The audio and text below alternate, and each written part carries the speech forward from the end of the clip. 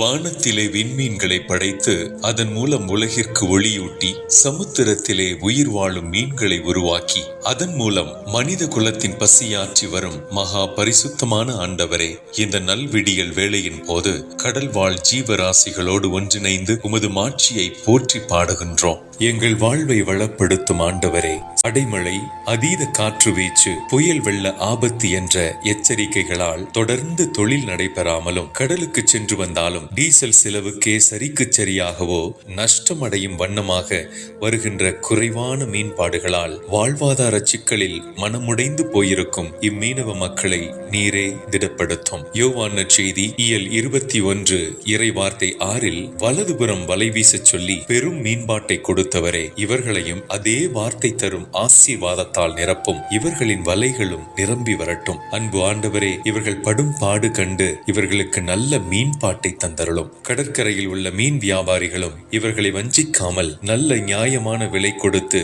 இவர்கள் கொண்டு வரும் மீன்களை வாங்கிச் செல்லட்டும். இவர்கள் வாழட்டும், வளம் பெறட்டும். ஜெபம் கேளும் அன்பு தகப்பனே, ஆமென்.